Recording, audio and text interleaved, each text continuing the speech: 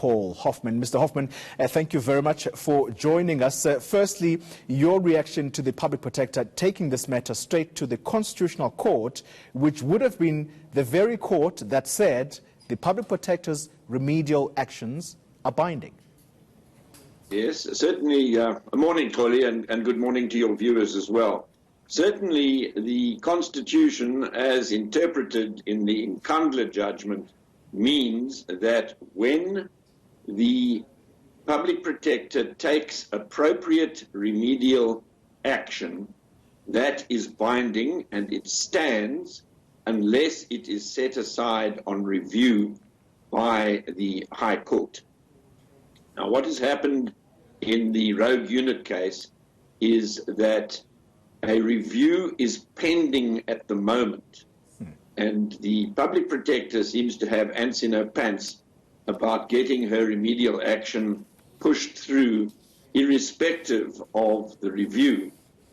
That has led to an interdict, a temporary interdict, being granted by the High Court, holding off the remedial action required by the President to discipline his Minister Gordhan for what went on, or allegedly went on, with the so-called rogue unit.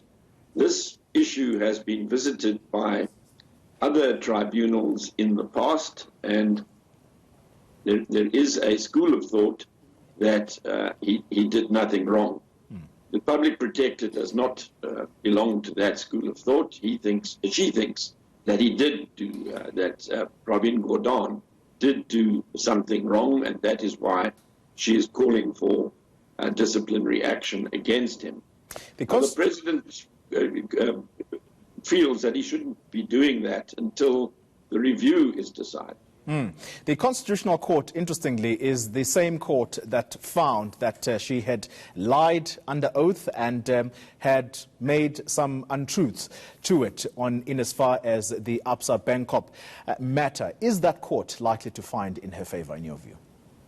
Well, in order to even get her foot in the door at the court, she has to persuade the court that it is in the interests of justice that she be given a hearing in relation to what is pretty established law, that an interim interdict would prevent the implementation of her appropriate or inappropriate, depending on which side of the argument you're on, remedial action concerning Pravin Gordhan.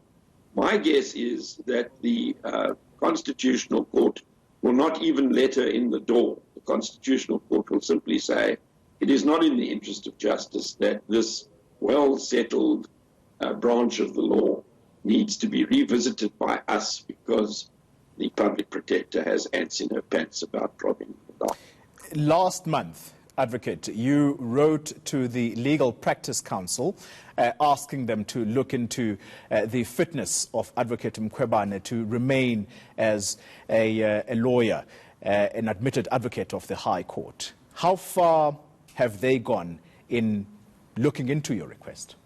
The matter of her being struck off the roll of attorneys is only one of 5 problems that she is facing because of the game-changing decision of the Constitutional Court, which you've mentioned already, the one in which she was accused of acting in bad faith, lying on oath, concealing information and misrepresenting the position in her affidavits filed in that Reserve Bank matter.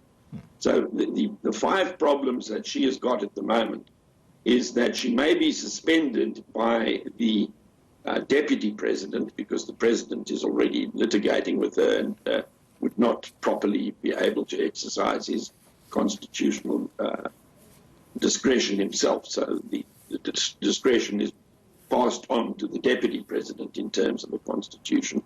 And while Parliament is deciding whether to investigate her, how to investigate her, and whether there should be a vote on her continuation in office because of the misconduct, incompetence, maybe even the capacity of the public protector to continue in office, that suspension is a possibility which would neutralize her in her capacity as a loose cannon on the upper deck of the public service.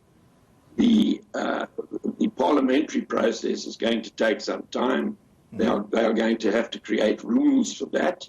So in the meantime, we are seeking not only the striking off as an advocate, which would disqualify her from her office, but also a criminal investigation into the perjury inherent in what has been found by the Constitutional Court in the Reserve Bank costs dispute.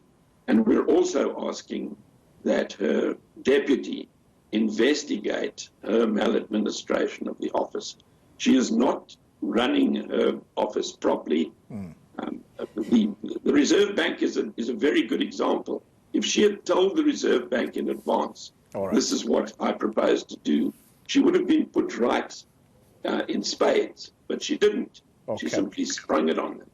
All right. Advocate Hoffman, thank you very much for your time.